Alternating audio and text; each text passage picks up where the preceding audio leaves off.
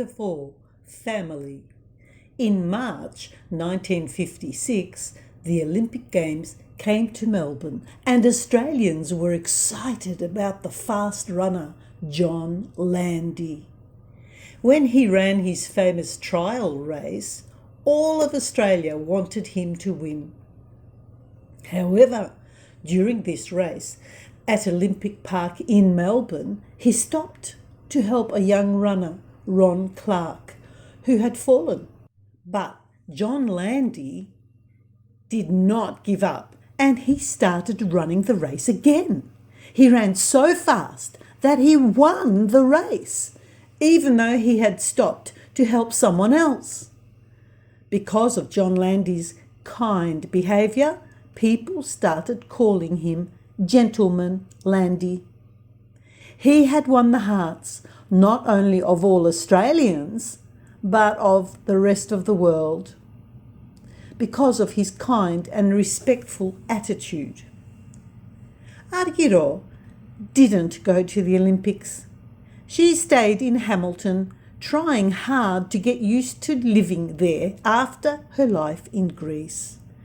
It was a country town, so there were no English classes to help her. Anyway, everyone thought a migrant would somehow learn English by themselves and would accept the Aussie way of doing things.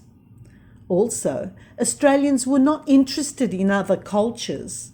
Migrants had to become new Australians and had to change their old way of life.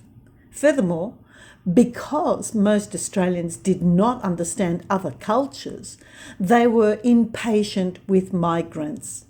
"Go back to where you came from," they sometimes told migrants, or "speak English like Australians." In those days, British culture was common and taught in schools.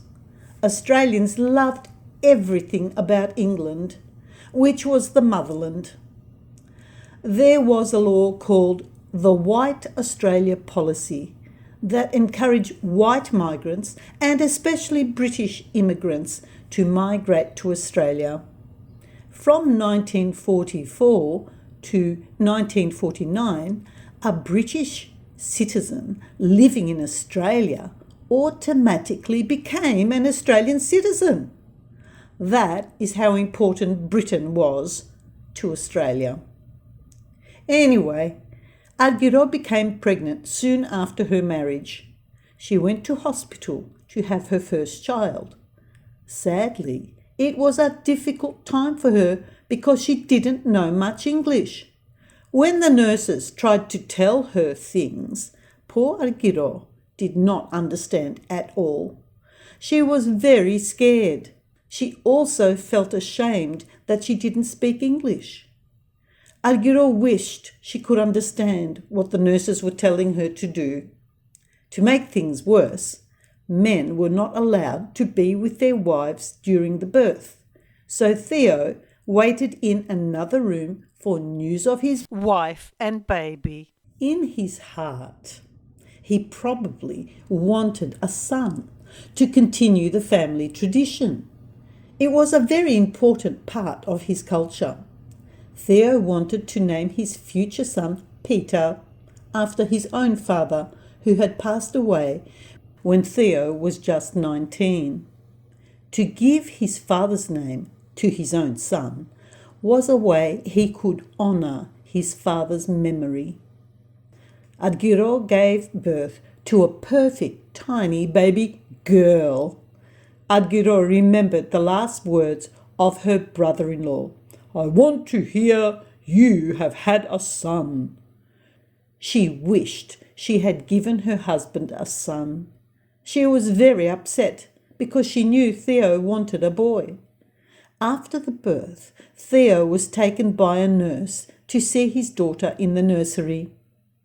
He could not help feeling disappointed, but he was a practical man. He soon pushed away his negative thoughts. When Theo was allowed to see his wife, Argiro thought she saw his disappointment. She started to cry and refused to take her newborn daughter from the nurse. Argiro felt very confused, homesick, and hurt. However, the nurse thought Argiro did not understand, and she put the small baby into Argiro's arms. Argiro's attitude changed as she held her daughter. Theo encouraged his wife by telling her that this was their child and they would love her very much. Theo really did love his daughter, naming her Vula after his mother. He thought that maybe the next child would be a son. In fact, there were soon more mouths to feed, and the next two babies were both sons, Peter and Demetrius, Jimmy. So Theo and Argiro were happy that they had done their duty and the family name could continue.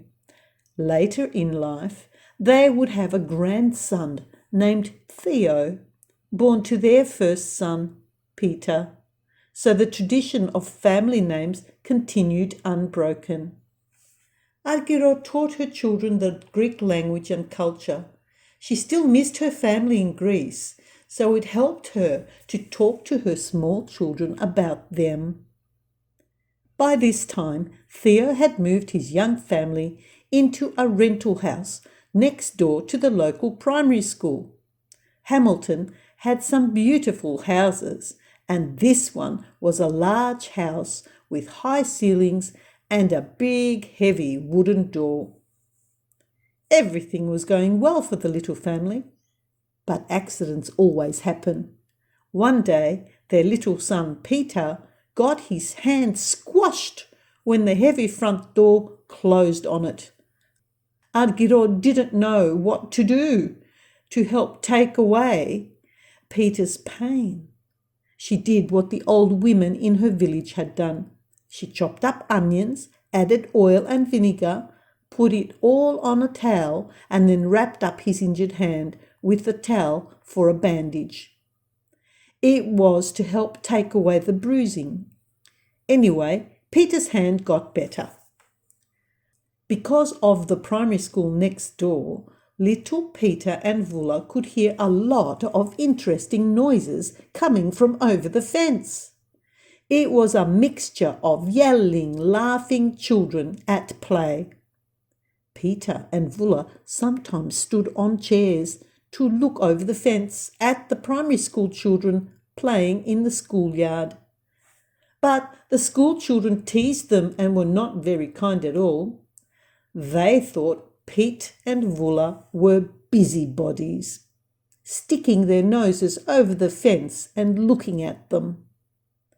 Also, Vula and Pete didn't seem very friendly because they wouldn't speak to the Aussie school kids. There were 3 reasons why. Firstly, they were too shy. Secondly, they couldn't speak much English. And lastly, they were only 2 and 3 years old and didn't know much.